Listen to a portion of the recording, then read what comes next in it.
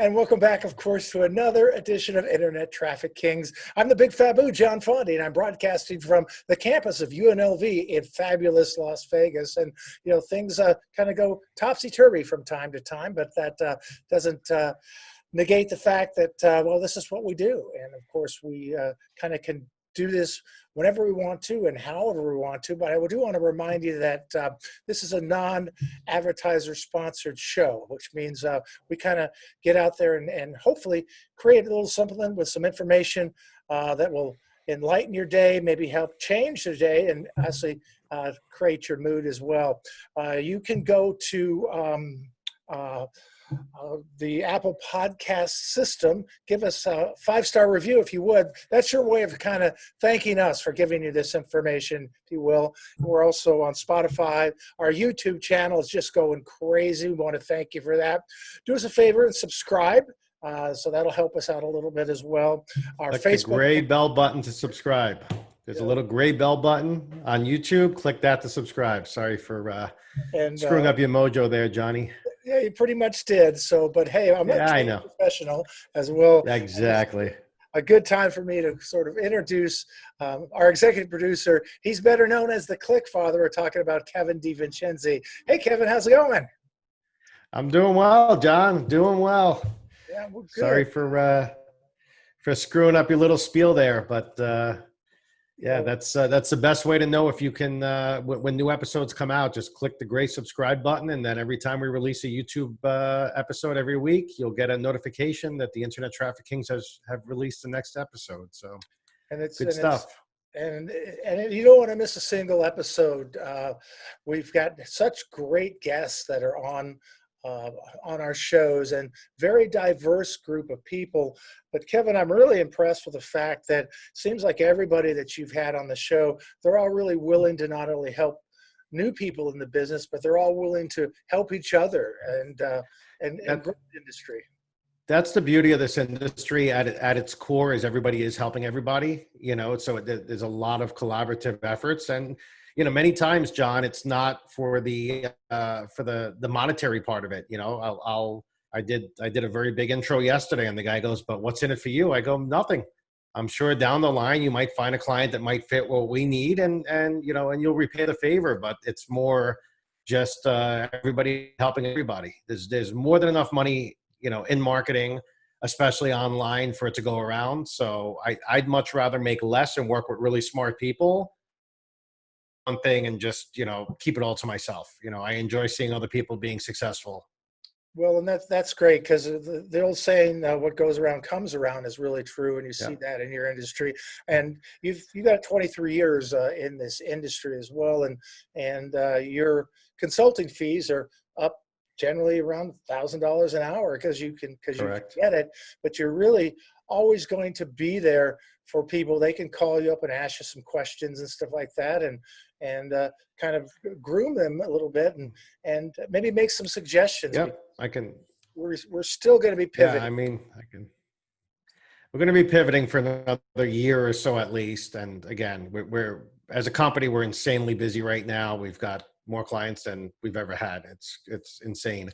But at the same time, sure, if anybody needs advice, especially with this COVID thing still, you know, lingering, sometimes it's a very small pivot, and I'll gladly do an evaluation for free and tell you what I would do if it was my business. And a lot of times it's just that outside influence looking in that can give you some insight you just didn't know was out there, or a perspective you didn't know. So I'll gladly do that for anybody with no questions asked. Well, and the great thing about it is you've seen it all. You've seen the good times, you've seen the bad times, you've seen the ups, you've seen the downs, and you two have pivoted in your career as well. What gives you the thought of when you kind of need to maybe change things up a little bit? Well, two things that I always stick to. Number one is provide value and find out where I can provide the value. Number two is being first to market. So watching what trends are out there and seeing what the next big thing will be and pivoting towards that has been a real key to our success, and being nimble. So you have to be able to pivot. You know, you're not stuck. A lot of people, I understand people will say, oh, well, I specialize in this, and that's great. That's great for you. But then you've got that SPOF going on, that single point of failure where if that market changes, if a rule changes, a law changes, you're out of business.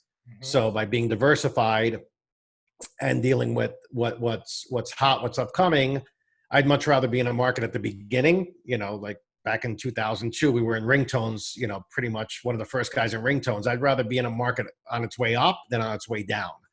And we've done that many, many times. That's really the key to our success, is being, ahead of the curve. And it could be an existing market, but just with a new approach. So we could take something that's already existing and just make it better and then market it in a different fashion as well. Well, and a lot of times people will come up with, new ideas, the pet rock or Yep. whatever it may be, and they want you to market their particular product. And sometimes you got to look at it and go, well, do you know if anybody's even wants to buy your product? Absolutely. I mean, John, you and I worked together years ago in our Vegas office, and I think you can remember some of the people that came through our doors through referrals or what have you, with just some crazy, crazy stuff that we're like, how is this even going to work? But then again, we had guys that were selling, remember the scissor guy, right? The guy that was selling the legal version of scissor, some CBD syrup that was in the pre-CBD days, in regards to it wasn't very popular, but he found his niche, and his niche was all about how this scissor was being made, and they had this whole and the YouTube videos around it, and the whole ceremony they do around this. I don't know if you remember that, John, but with the Jolly Ranchers and like this whole thing, but it actually worked. That gentleman, by the way, now owns 6 dispensaries in Las Vegas. So he took this little homegrown business and did really, really well with it. So it's just about pivoting and seeing where can I add. The first question is, where can I add value? And once you answer that question, then you figure out how you can build around that. Well, and I think the thing about that is when people hire rapid response marketing, they don't realize that they're not hiring you; they're actually making an investment in themselves by bringing Absolutely around them. And you actually look at that as an investment because, like you said, first thing you want to do is see a company grow. The money will always follow, and right. And I don't generally, like to work with people that don't have any money and want me to invest in their company. Sure. Sometimes it's like, well, I'll tell you what, let's do a halvesies on this, and you do a little bit, and I'll do a little bit. I mean, it depends on where the company is. I mean, 90% of our business is performance-based, meaning if we don't perform, we don't get paid. But with that said, John, you're absolutely right. There is a model that already works. Like to take a product, the pet rock, and have to develop all the marketing around it and then put our media dollars behind it. No, thank you. Mm-hmm. Right. That'll be the conversation where I'll say, well, that's your company, not mine. I don't want to invest in your company. That doesn't really make any sense until it's proven. So, that's just our approach on it. I did have a question for you, by the way, John, since you put me in the hot seat every week. I do. That's right. You do. Yeah. So Alicia from Anchorage, Alaska says, John, I love your on-screen presence. Maybe she's drinking. What type of training have you had, and what is your background? Oh, wow. I have kind of a diverse background. I was a business major in school, mm-hmm.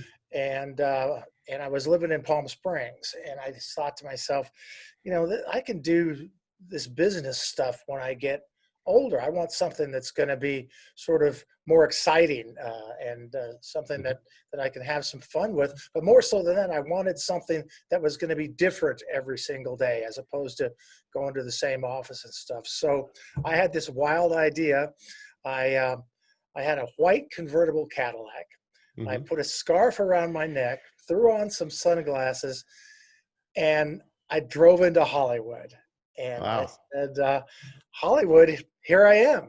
And Hollywood wow. very quickly said, so what? And so fast forward 5 years, you're sweeping streets. Right. So I started taking classes, and I started learning the business. I landed a big Jordache jeans commercial, and I was a starving actor, but since I had a business background, I would work in a managing restaurants at nighttime, so I Hmm. could go to auditions and classes and stuff. And then finally, I got my big break. I was invited to come on Young and the Restless, the Oh, soap opera. And yeah. I spent 8 years on Young and the Restless, and Wow. so it was so that then I was kind of off to the races, and so I spent about 20 years in Hollywood, and I could not stand LA anymore. I mean, it was just dog eat dog, and the smog and the traffic and Yeah. the cost of living and all that stuff. Right. So I moved to Las Vegas, and I got out of the business. I was producing and directing, and got out of the business and went into marketing, and got my master's degree in marketing, and got with the advent of video on what internet and so on and so forth. I Yeah. went back into the video business, and I've been in Vegas for 20 years now, Wow. and really love it here. It's the difference about Vegas is all the producers here, they all help each other. They want to work with each other and spread the money around, where in Hollywood it was a dog eat dog world. Right.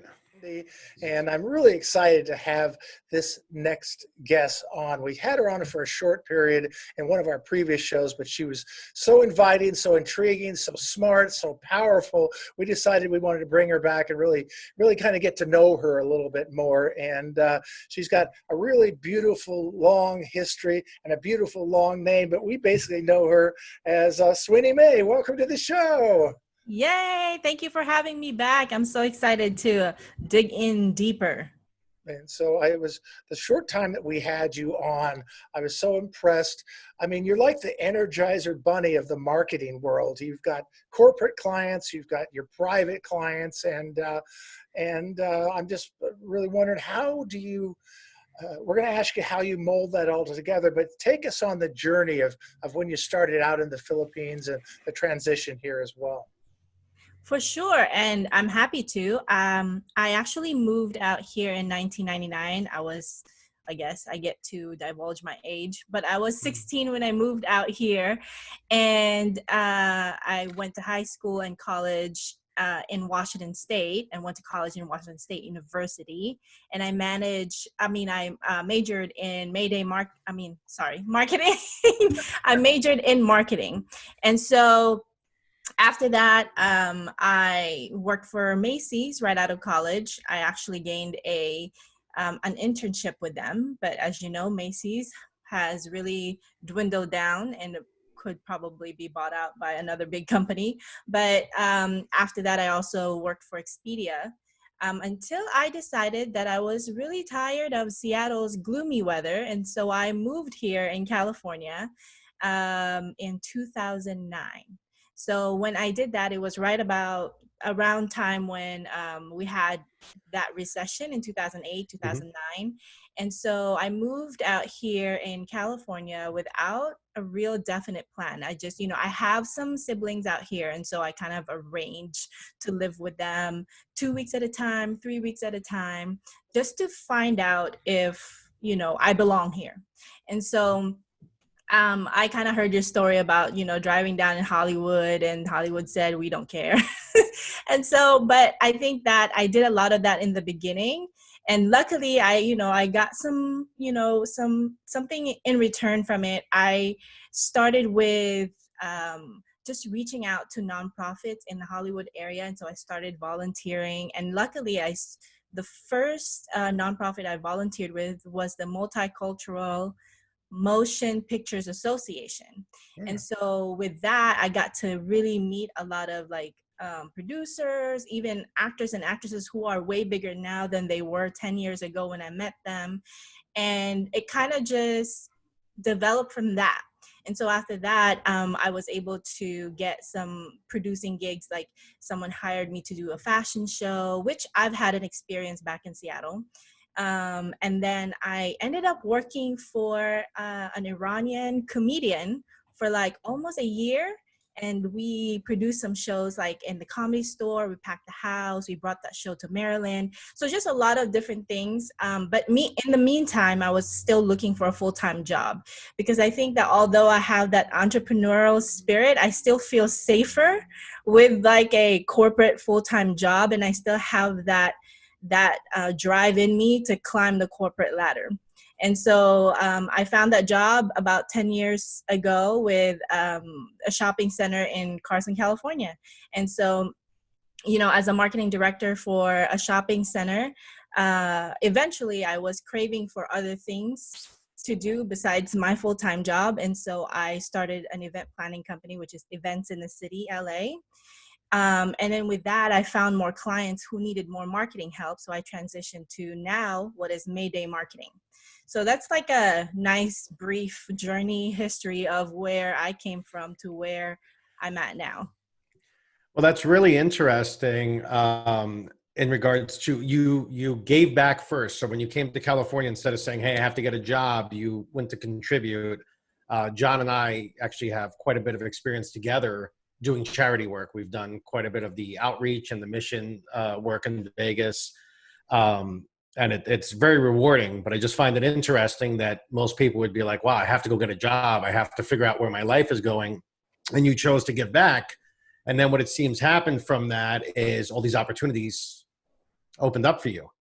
And that's really how it works, right, John? Where you give back, and then somehow it comes back without looking for it. Well, yeah, you're absolutely right about it. And I think it's the other thing is people don't realize that, that when you get involved with it and you actually find what your niche is and stuff like that, you kind of walk away going, gosh, I really feel good. I shouldn't be feeling this good with all this stuff going around me. And yeah, I've been doing charities for 40 years. The first charity I did was the March of Dimes when I was in Hollywood, and I've stayed in charities the whole time and just started my own charity, Stars Among the Angels.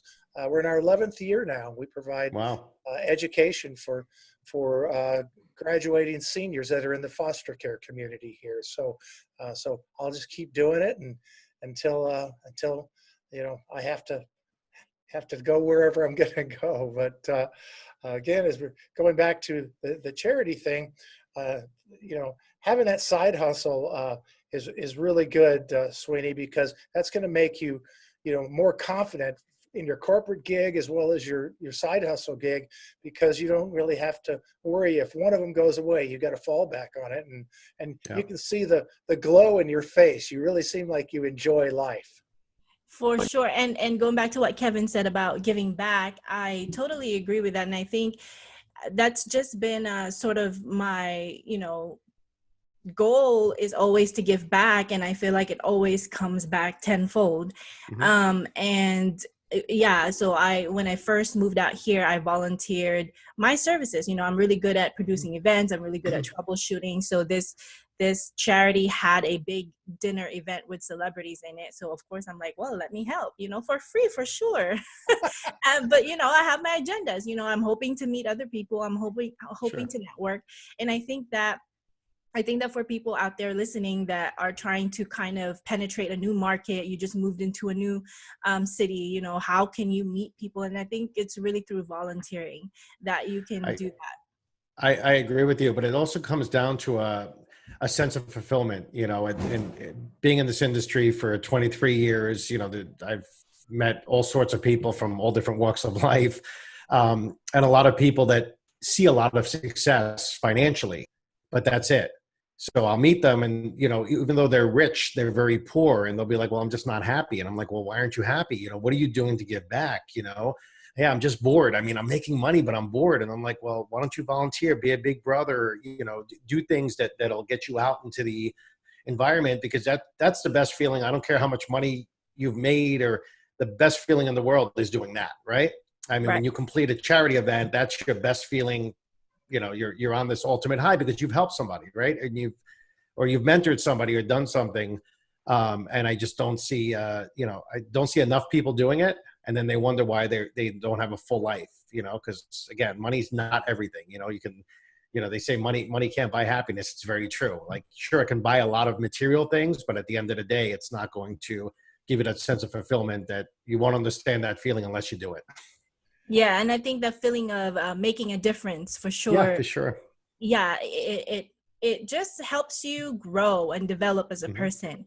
And then in response to John's comment about having a side hustle, having to fall back on and helping my corporate job, I feel like, and I just want to put it out on the record, because for a long time, I felt like I had to keep my side hustle a secret because maybe the corporate world is going to not like it and will fire me for whatever reason for conflict, which, by the way, I do my side hustle on my free time.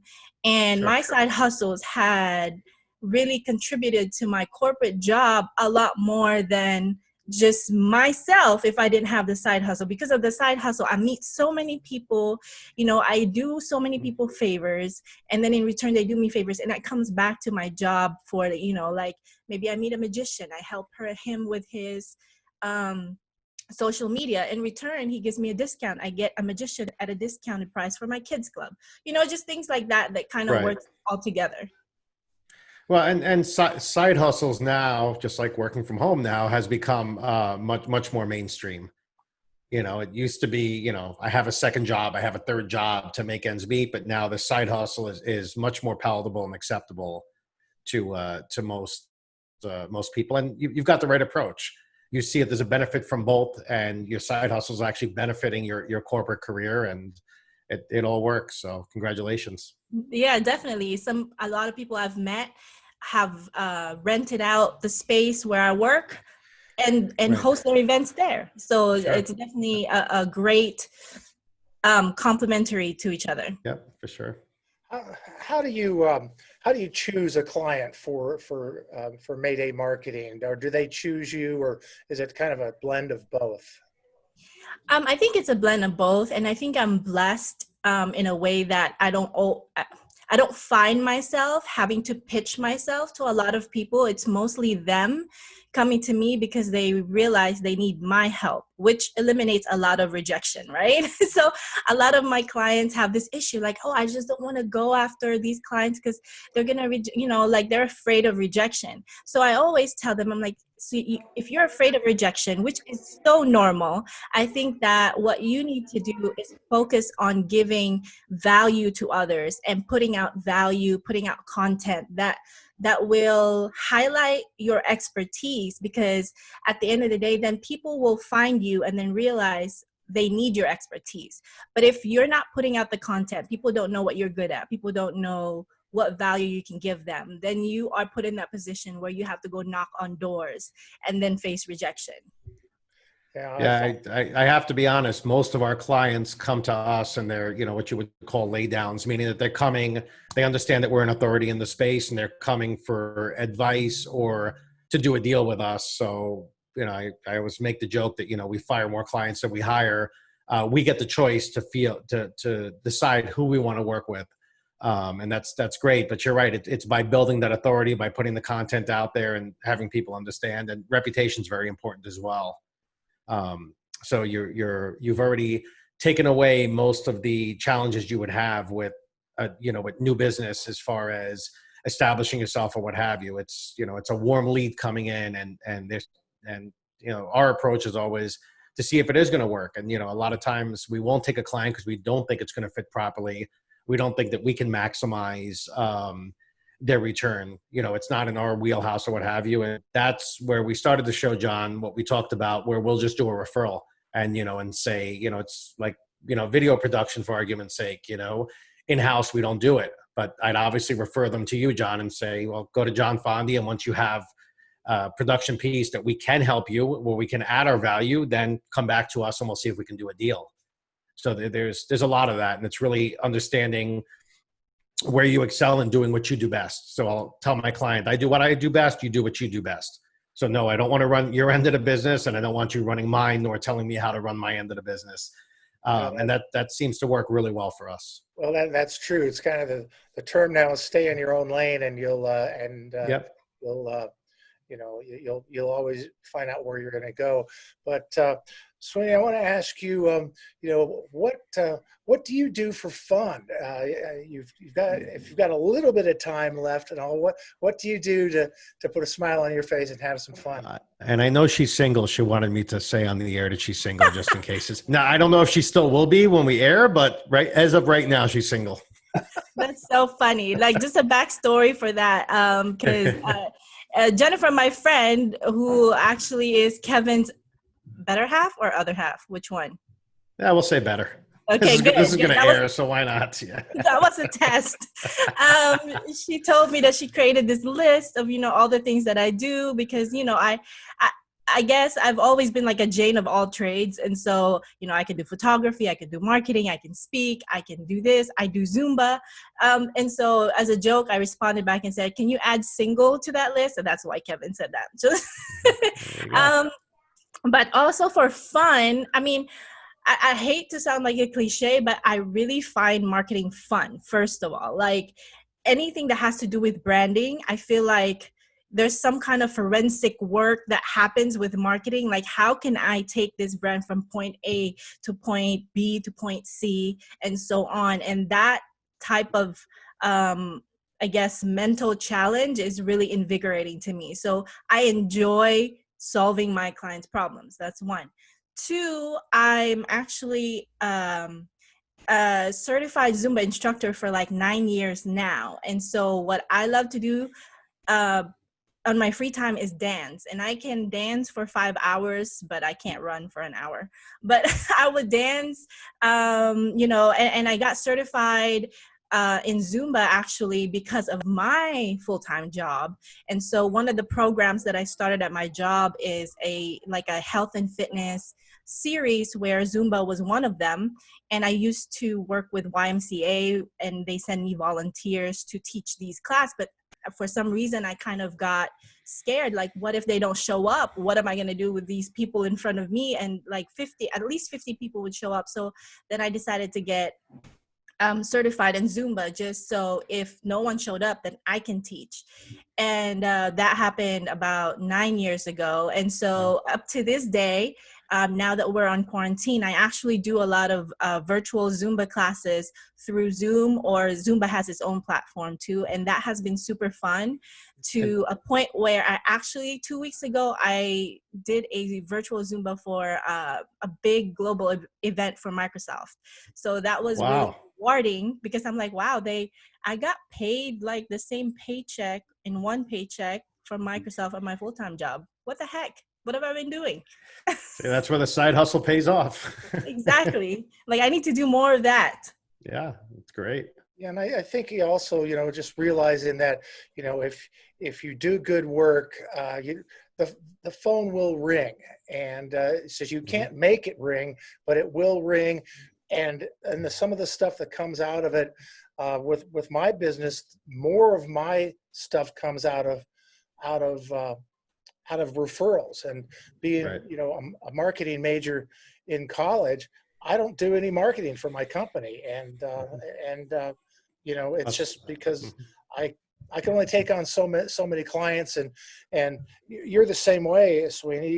You don't want to overdo things, because then your creativity and your quality of work suffers from that. Yeah, I'm the same way, John. We don't do any, quote unquote advertising for a company or our services. And each new client that we consider onboarding, we do consider the time commitment and the risk to reward, and if it's worth the time to take the client on.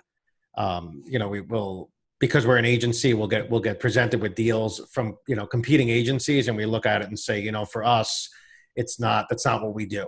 We're not your traditional agency where we just want to make, call it 10%, 15% of the spend. It's not the staffing that we have, nor that's not our skill set, right? Marketing is part art, part science. That's where we excel, is on buying paid media to a goal. When you talk about all the other agency services that come with it, it's a lot of work for a very little return. So we're very cautious about who we take on in regards to that. Because we know that we can provide the sales, the leads, whatever the action is, and we can scale that. And that's really where we excel. And so that's what we like to focus on, do what you do best, right? Yeah, and I think one of those things is, and all three of us know that, is sometimes sometimes we have to actually train our clients to be good Mhm. clients Oh, because absolutely.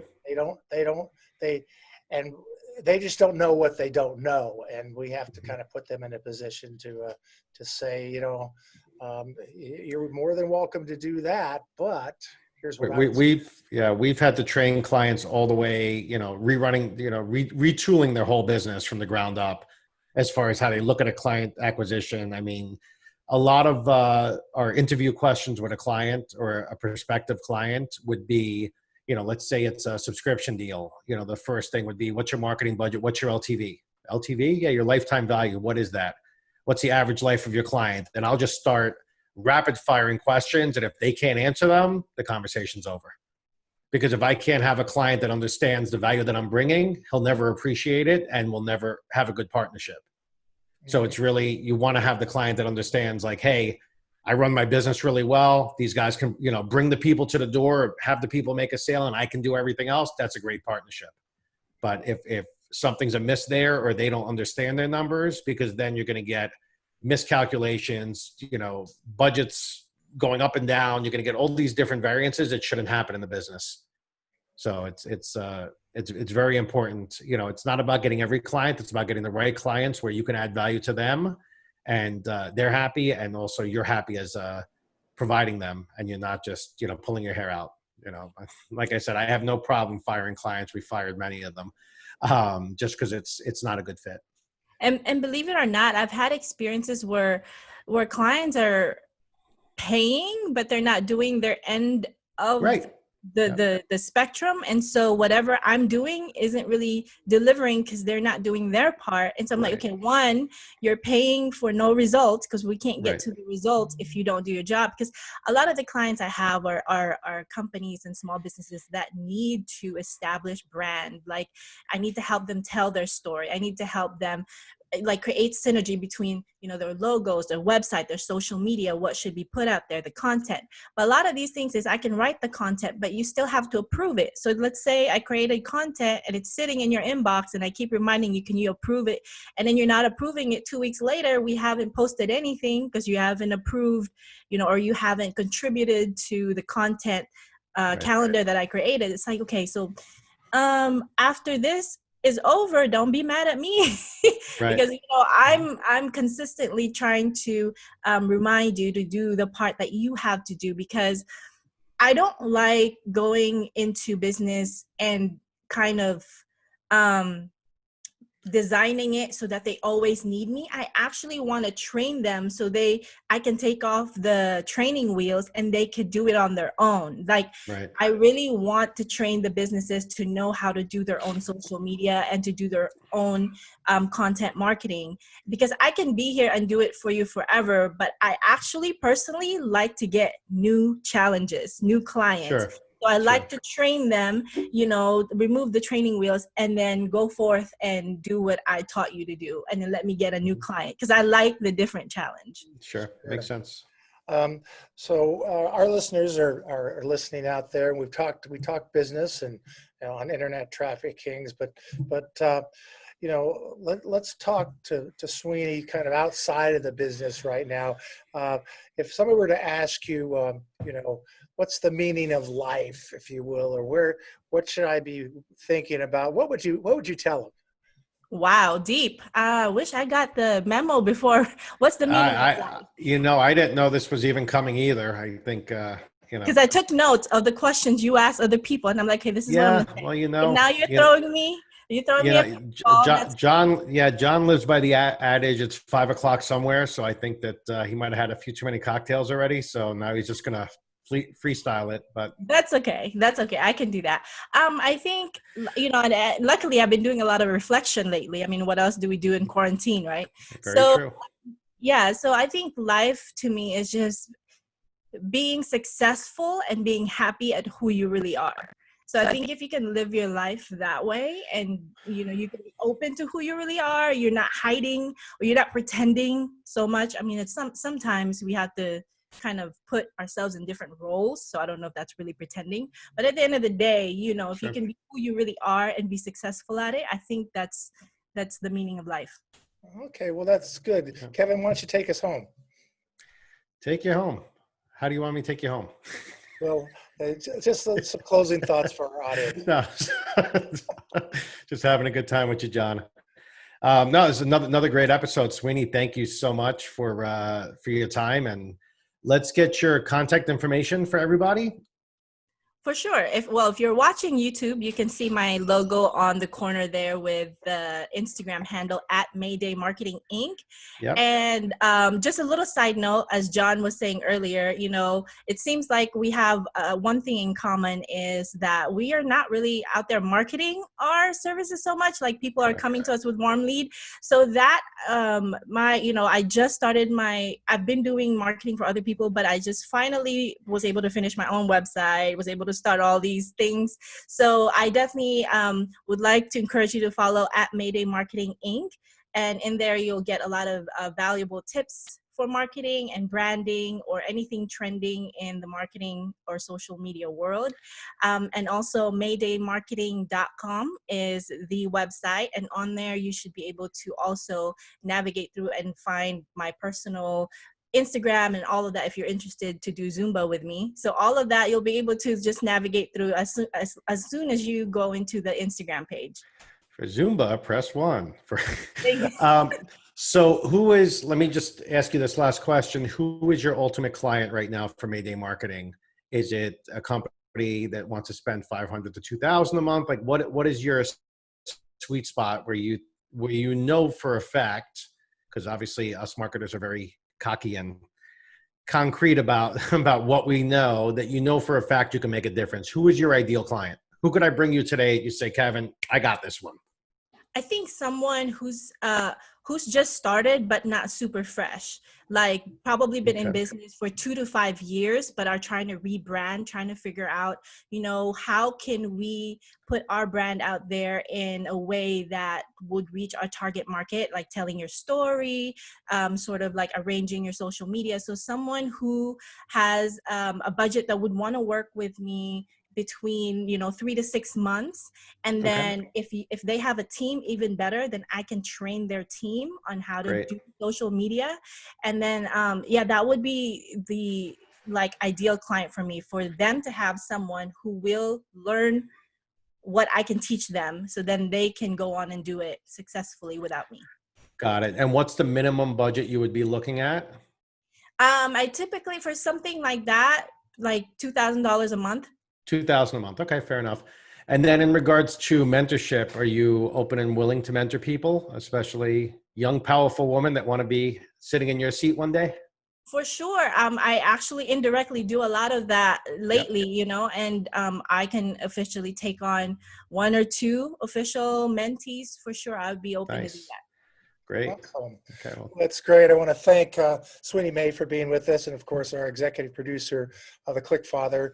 I want to remind everybody that this is a non-ad supported show, which means we don't have commercials on the show. We want to give this information out as our gift to you, and your gift to us would be to go to Apple Podcast and give us a 5-star rating. That's going to really help us out.